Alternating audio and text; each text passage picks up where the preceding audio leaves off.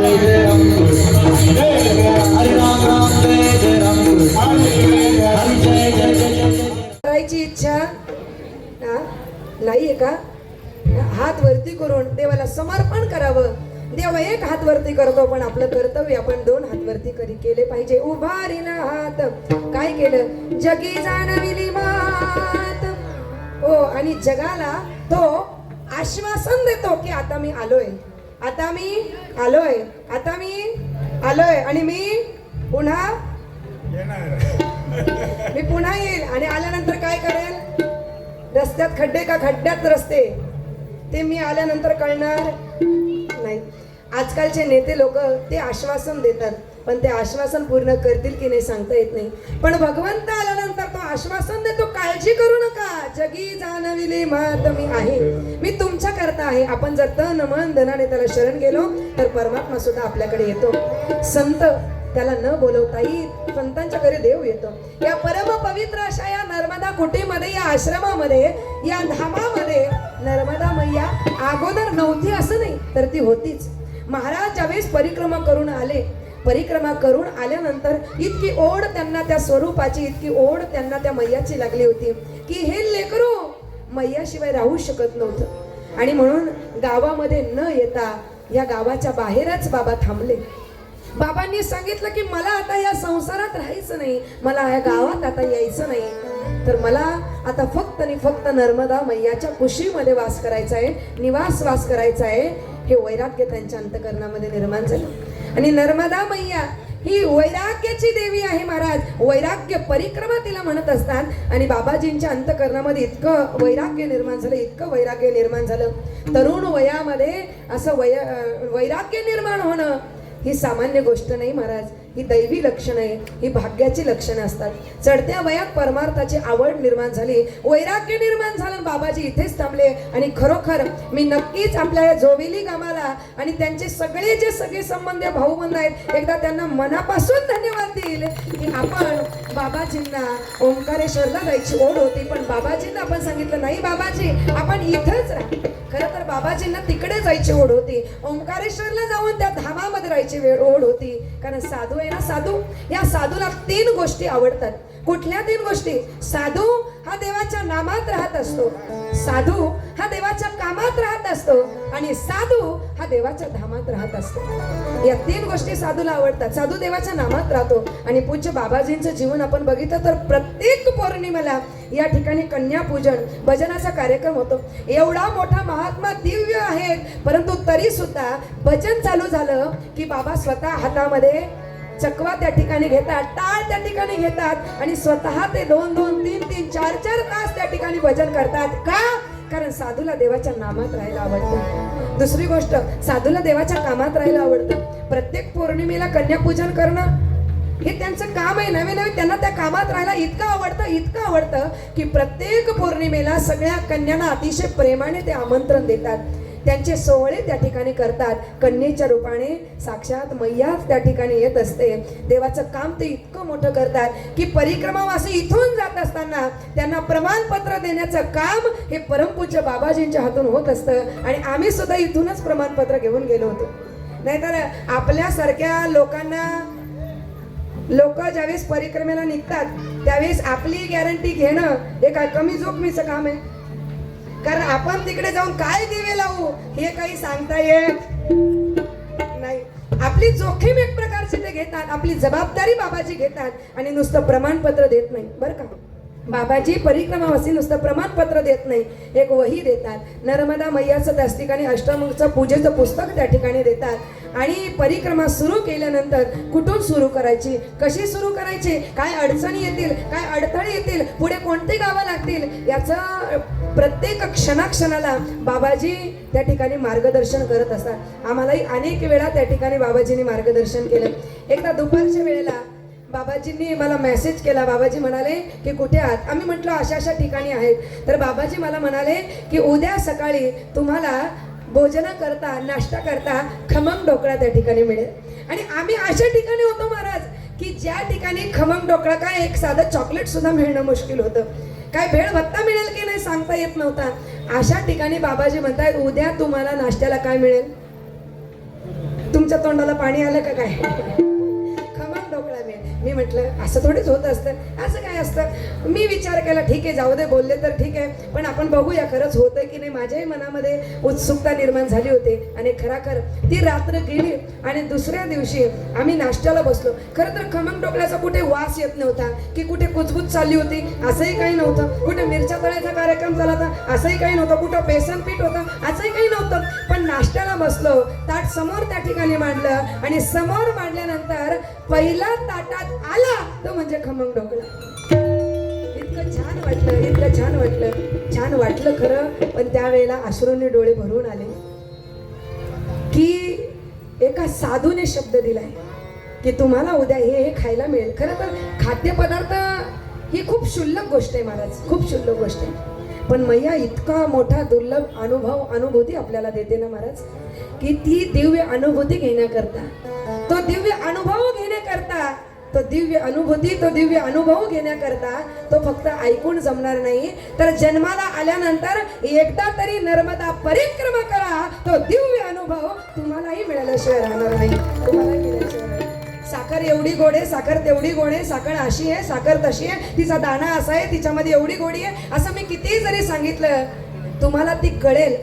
परंतु ती किती गोड आहे हे कळण्याकरता तुम्हाला काय करायला लागेल? चाखून बघावं लागेल. ज्यावेळेस तुम्ही खाल त्यावेळेस तुमच्या लक्षात येईल की साखर किती गोड आहे. तसं या परिक्रमेमध्ये असा दिव्य अनुभव आहे. साधूला देवाच्या कामात राहायला आवडतं. परिक्रमावासींना ज्या काही गोष्टी लागतील ते देण्याचं काम, पुरवण्याचं काम बाबाजींच्या माध्यमातून होत असतं. आम्ही ज्यावेळेस चालत होतो त्यावेळेला अनेक गोष्टी आम्हाला त्या ठिकाणी लागल्या. बाबाजींनी इथून मेसेजद्वारे, फोनद्वारे आणि भक्तांकरवी त्या गोष्टी देण्याचं काम आम्हाला केलं. का? कारण साधूला देवाच्या नामात राहायला आवडतं, साधूला देवाच्या कामात राहायला आवडतं आणि साधूला देवाच्या धामात राहायला आवडतं. महाराजांना ओंकारेश्वरला राहायला आवडतं, मैयाच्या किनारी राहायला आवडतं. पण महाराज इथं राहिले. इथं का राहिले त्याचं कारण आहे. बुडत आहे जन न देखावे डोळा, येतो कळवळा. म्हणून या बाबाजींच्या अंतकरणात कळवळा निर्माण झाला की मी जर तिकडे गेलो तर इकडे ह्या लोकांचा उद्धार कोण करेल? यांना मैयाचं स्वरूप काय आहे हे कोण समजून सांगेल? बाबा त्या धामात गेले नाही, पण मैयाने एवढा मोठा आशीर्वाद भक्तांना दिलाय, एवढा मोठा आशीर्वाद दिलाय. बाबाजी इथं राहिले आणि जिथं ते राहिले ते गाव आता गाव न राहता ते तीर्थक्षेत्र झालं, ते धाम झालं, ते तीर्थक्षेत्र झालं. ते तीर्थ ते क्षेत्र जगी तेची पवित्र भक्ती कथेशी मैत्र जया पुरुषा. म्हणून हे आता जोविले गाव नाही, हे गाव नाही महाराज, तर हे काय आहे? धाम झालंय. आता धाम नर्मदा मैयाचं धाम झालंय. आणि आतापर्यंत त्या मैयाचा फोटो आपण बघत होतो, ते दिव्य स्वरूप आता साक्षात आपण मूर्त रूपाने बघणार आहोत, सगुण स्वरूपात बघणार आहोत. पण त्याच्याकरता आपण काय केलं पाहिजे? त्या मैयेचं नामस्मरण आपण त्या ठिकाणी केलं पाहिजे. का? कारण देव आता साक्षात विराजमान झाले. कुठे? देव बैसले सिंहासनी, आल्या याचका देत धनी, एकाच्या कैवाडे. एक बाबाजींच्या मुळे तुमच्या आमच्या सगळ्यांचं कोडं दूर झालं. एकाच्या कैवाडे उगवी बहुतांचे कोडे. तुकोबारा म्हणतात की निर्गुण निराकार परमात्मा सगुण साकार होतो, पण निर्गुणाची निर्गुण इच्छा सुद्धा पूर्ण करतो, सगुणाची सगुण इच्छा सुद्धा पूर्ण करतो. म्हणून दोही टाही तुका अभंगाच्या 4थ्या चरणात.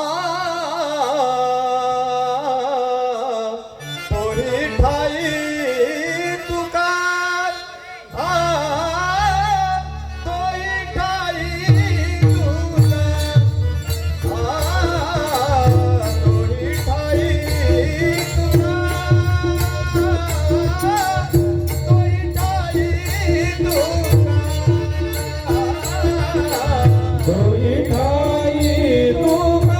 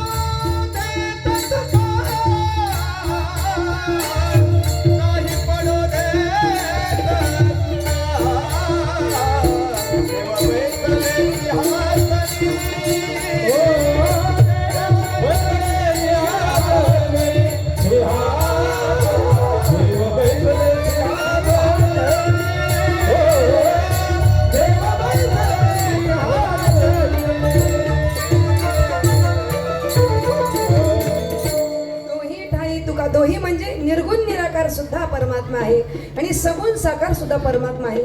ज्याची जशी दृष्टी असेल त्याला तसा परमात्मा दर्शन देत असतो. जाकी रही भावना जैसी प्रभु मूर्त देखी तिन तैशी. आणि असं मूर्त स्वरूप परमात्म्याचं सगुण साकार स्वरूप त्या मैयेचं आज तुम्हा मला पाहायचं आहे. डोळे आतुर झालेले आहेत. पण हे स्वरूप पाहत असताना इथे येऊन सेवा घडावी.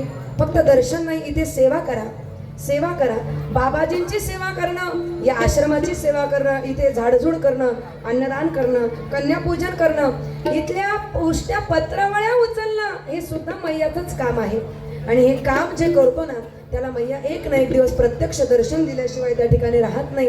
आणि म्हणून आपणही या मैयाचं स्वरूप बघावं आणि मनामध्ये आपणही ही अपेक्षा ठेवावी की आम्हाला सुद्धा एक दिवस काय करायची आहे, काय करायची आहे, परिक्रमा करायची. एकदा तरी आयुष्यामध्ये नर्मदा परिक्रमा करावी.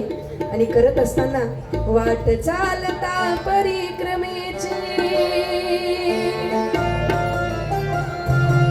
वाट चालता परिक्रमेची तुटेल भवसागर. वाट चालता परिक्रमेची तुटेल भवसागर. एक मुखाने बोलू बोलू नर्मदे हर, नर्मदे हर, नर्मदे हर, नर्मदे हर, नर्मदे हर, नर्मदे हर बोलो नर्मदे हर, नर्मदे हर बोलो नर्मदे हर, नर्मदे हर बोलो नर्मदे हर, नर्मदे हर बोलो नर्मदे हर. ही कोई करा.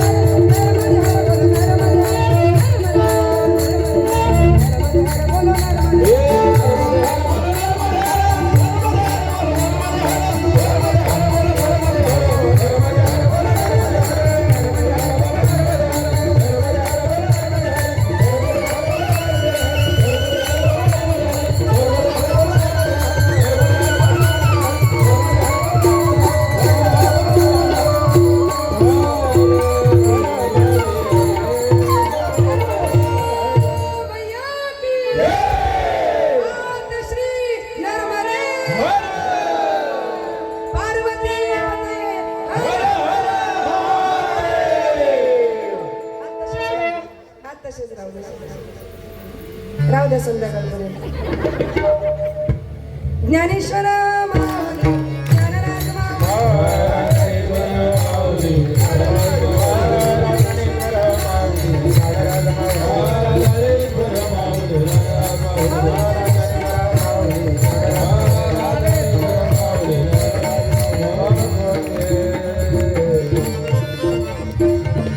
अल्पमतीप्रमाणे सेवा करण्याचा या ठिकाणी प्रयत्न केला. या सर्व वारकरी टाळकरी या सेवेकरता आज रुजू झाले बाबाजींच्या दरबारामध्ये. खरोखर माझं भाग्य आहे की बाबांच्या मार्गदर्शनाने मला माझ्या आईवडिलांसोबत परिक्रमा करण्याचा योग, भाग्य, सौभाग्य माझ्या जीवनामध्ये मला प्राप्त झालं. आणि खऱ्या अर्थाने परिक्रमेचा अनुभव घेऊन आज आपल्या ठिकाणी या ठिकाणी उभी आहे. आज हा बाबाजींचा आशीर्वाद आहे. आणि खऱ्या अर्थाने बाबांची आणि आमची भेट ज्यांनी घडवून दिली ते आमचे बंधू अलंकार महाराज जमदरे.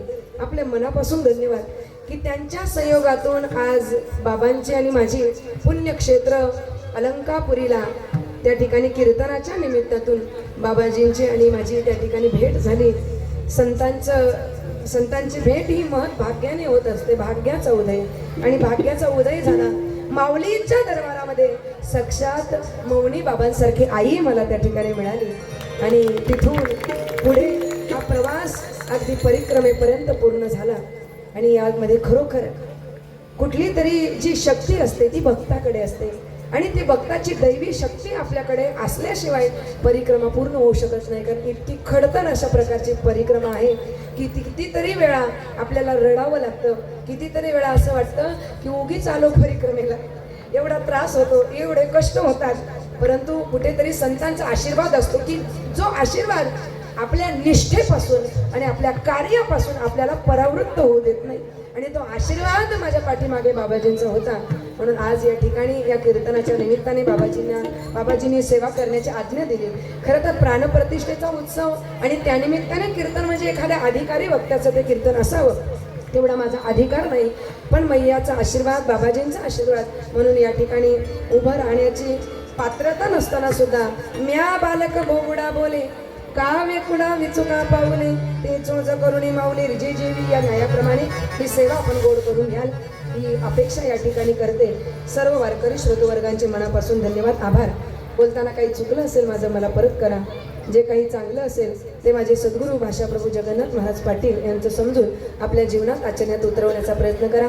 आज या उत्सवाच्या या सोहळ्याच्या निमित्ताने आमचे पूज्य पिताश्री आणि पूज्य मातोश्री की ज्यांच्या सहवासात ही परिक्रमा पूर्ण झाली. आणि ही परिक्रमा करत असताना रोज वारकरी संप्रदायाचा काकडा माझ्याकडून चुकला नाही. ही पुण्याई जर कोणाची असेल तर ती माझ्या आईवडिलांची पुण्याई आहे. आणि आज बाबाजींचा निरोप. आणि फक्त मी एक तसं पाहिलं तर ते लवकर इकडे यायला बघत नाही का, कारण नाशिक कुठे आणि आपलं कल्याण कुठे 100-120 किलोमीटर अंतर पार करून यायचं, ते कंटाळा करतात लेकीकडे येण्याचा. पण मी फक्त एवढं म्हटलं की बाबाजींनी तुम्हाला बोलवलंय. दरवेळेला आढे वेढे घेणारे माझे वडील अगदी एका मिनिटात हो म्हणले, ही बाबाजींची कृपा आहे. आणि या सर्वांचा आशीर्वाद पुनश्च एकदा मनापासून सर्वांचे धन्यवाद देते. आणि उपस्थित गायनाचार्य महाराज मंडळी, मृदंगाचार्य अजय महाराज, वैभव महाराज, अलंकार महाराज, विक्रम महाराज, विशाल महाराज, सगळ्यांचे आभार मानते. बालदार चोपदार विनेकरी बाबा सगळ्यांचे मनापासून आभार. साऊंड सिस्टीमवाले दादा आपले या ठिकाणी आभार. आमचे चिरंजीव कन्हैया महाराज त्यांचे या ठिकाणी आभार. लाईव्ह शूटिंग करणारे दादा आपले आभार. सगळ्यांनी त्यांच्या चॅनलला लाईक करा, शेअर करा आणि सबस्क्राईब करायला विसरू. कथेची सामग्री देहावसानावरी नको जाऊ देऊ भंगा. गात्री माझी पांडुरंगा विठ्ठल जय जय विठ्ठल